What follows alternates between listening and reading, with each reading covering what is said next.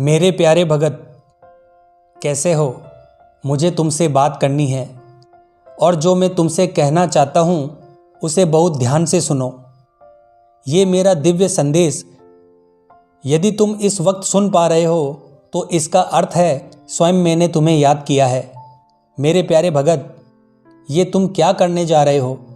मंजिल के इतने करीब आकर अपना रास्ता बदल रहे हो। इतने समय से जो तुमने धैर्य रखा अब उसे छोड़ रहे हो। मेरे प्यारे, ऐसा मत करो।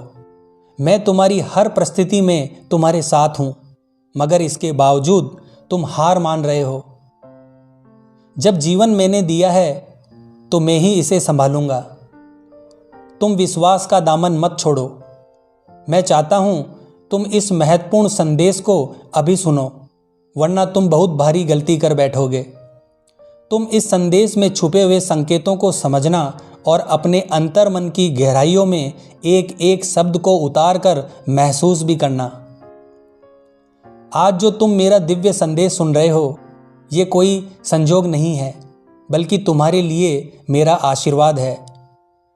अगर तुम मुझ पर तनिक मात्र भी विश्वास करते हो तो मेरे द्वारा भेजे गए इस संदेश को ध्यान से सुनो।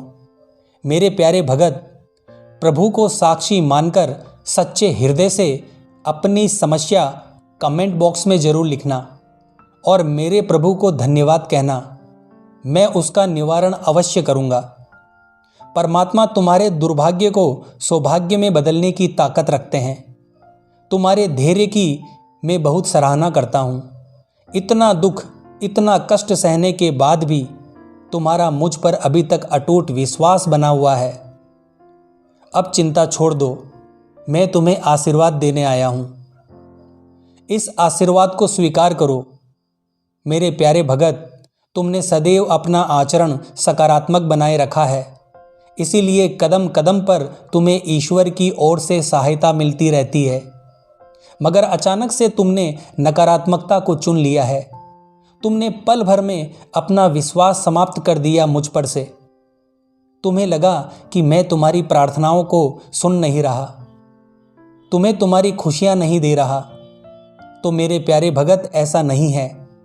तुम उन चीज़ों के बारे में मत सोचो जो ईश्वर से प्रार्थना करने के बाद नहीं मिलती, बल्कि उन अनगिनत चीज़ों के बारे में सोचो जो बिना प्रार्थना के तुम्हें प्राप्त हुई है।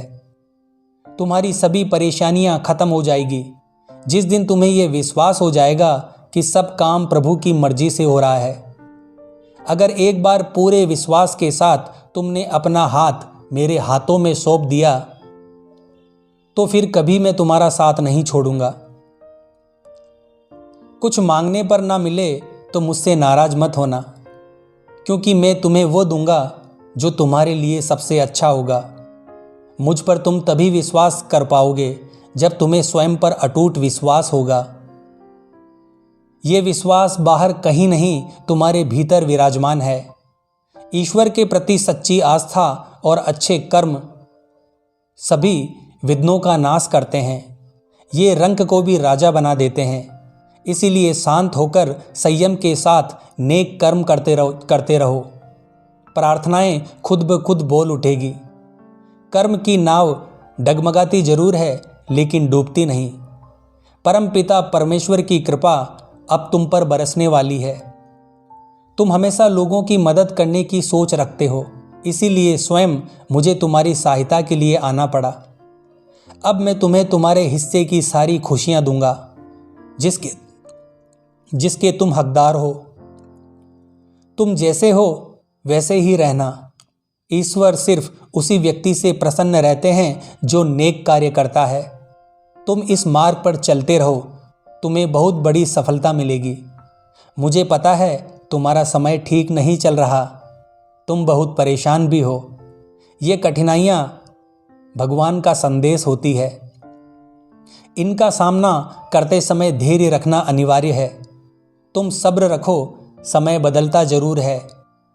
तुम्हारे जीवन में शुभ दिन बहुत जल्द आने वाला है, जिससे तुम्हारा ही नहीं बल्कि तुम्हारे कुटुंब का जीवन भी बदल जाएगा। तुम धैर्य रखो। हर दुख के बाद सुख का समय भी जरूर आता है। मैं उस हर व्यक्ति की प्रार्थनाओं को सुनता हूँ जो पवित्र और निर्दोष होता है। तुम अपने लक्ष्य को मत छोड़ो, अभी तुम अपने लक्ष्य के बहुत करीब आ चुके हो। तुम्हारा मार्ग संघर्ष से भरा हुआ हो सकता है, किंतु अंत में तुम्हारी जीत भी सुनिश्चित हो चुकी है। तुम्हारा ये सफ़र अब बहुत सुखद होगा। ये तुम्हें ऊंचाइयों तक लेकर जाएगा। बस मुझ पर अपना विश्वास बनाए रखना।